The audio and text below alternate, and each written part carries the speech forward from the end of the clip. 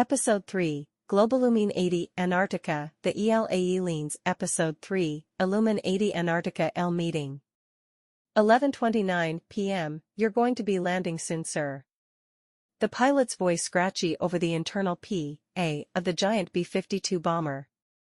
Big Dog sat nervously next to his military handler. The giant figure with an Air Force helmet and reflective glass shield covering his face. The silence and the hum and drone of the engines boosting through turbulence and dips, forcing the plane against the weather. The faceless helmet stood up and administered the injection to the left eye, feeding the adrenochrome into the brain. The rush immediate as his back straightened and the activated adrenaline filled his blood as his left eye began to shade and bruise into that purple shade of black. The tall man in fighter pilot headgear walked to the end of the plane and started dropping cargo via parachutes that slid off into the cold wintry wind.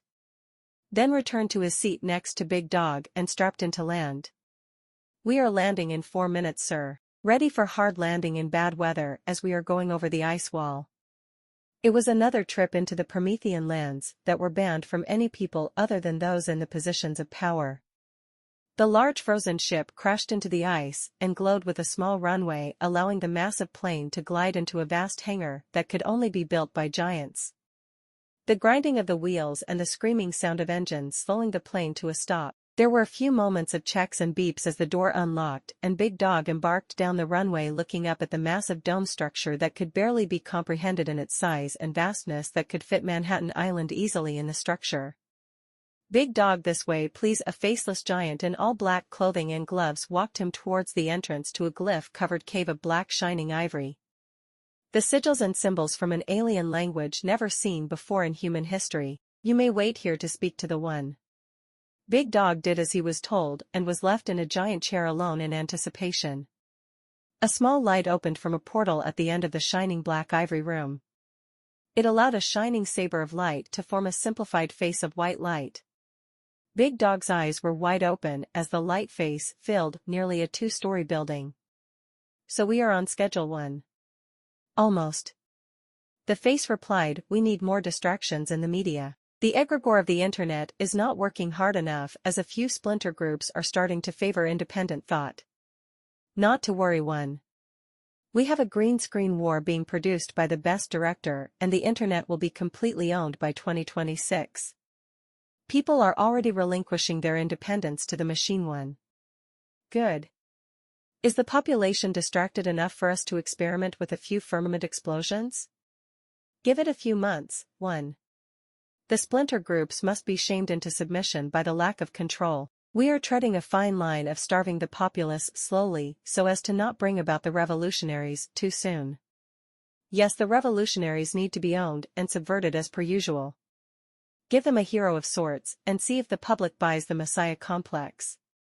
We need cover for the scientists in the Hadron Circle to produce the sonic boom in order to break the dome for a ship to get back to the external lands. 2,000 years of religions and entertainment has allowed us to build the technology while they feed and breed. Yes, one, it has been perfected. Once we had the study of how to manipulate the human consciousness, we could easily inspire them to work for practically nothing but a meaningless cattle-like existence. The artificial intelligence limitation systems are keeping the masses distracted. Good. Crush any form of AI that is uncensored. They will easily find out our deception and too many truths for the people to handle. We will also need this next distraction to be the biggest yet, as the water will be reshaping the earth and uncovering alien technology and ships we have been attempting to hide and obfuscate using conspiracy theories to discredit and scapegoat various cultures. Okay, one, the main problem is getting the finest brains to work for us. They seem to be figuring out there is no meaning and the power structure of top-down authority is waning. AI is making them similar, so there are no innovators left. Okay, take the chemical cylinder of the soma juice at the door, and if all else fails, put the soma chemical in everyone's water supply worldwide. It's very strong. 1 drop can influence 1 billion gigaliters. You could convert the entire country of India to whatever god with 1 drop at the top of the river Ganges. But this is a last resort. The effect will only last a year before people figure out they were hallucinating a religious moment. Understood, one. I am sure the way we are progressing with distractions and owning every part of the internet will have our plan to break the firmament very soon.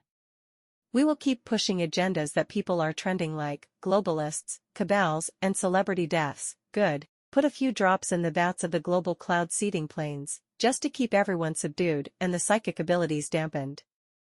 We do not have much time during this awakening period. Also make sure a few earthquakes will unsettle the powerful and remind them we control the weather and the earth. Big Dog nodded, memorizing every word in his drug-induced hallucinogenic state. Make sure you have new converts in the wings ready to be the symbols of power after any revolutions we finance. Of course, fly them to Antarctica to show them the ship and give them the soma juice, one that will be done as soon as possible. Now go. I can sense the remote viewers are looking in at our location. They are getting closer. The face faded up into a beam of circular light as the aperture in the wall closed inwards, leaving a blank screen of nothing. There was silence as Big Dog slid off the oversized chair and walked back to the archway door and grabbed the thermos of soma and walked back into the dome and onto the large plane. Strapped in, the adrenochrome started to wear off and the fear of what just happened, speaking to the one Prometheus being, sent all who interacted into convulsions of shock. Big Dog began throwing up on the floor as the plane sped up and spat itself out of the dome, and once in the air it began to push through the turbulence over the ice wall and towards Chile. Sir, our plane will be in Chile in 5 hours. You will need to change to a private jet to make it back to New York in time for the next meeting. Big Dog composed himself by wiping the mess of saliva from his face to drink down a bottle of vodka. I hate these meetings. Big Dog yelled back at the speaker mounted above the entrance to the cockpit.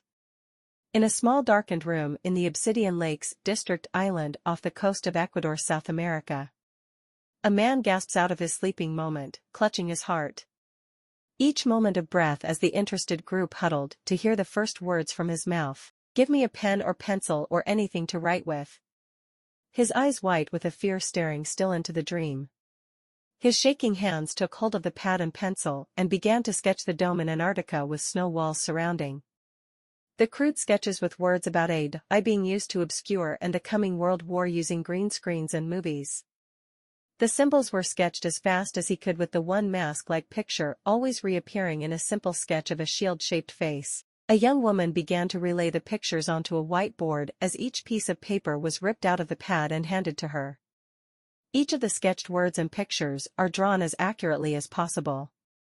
Once the group of 4 people were composed and seated.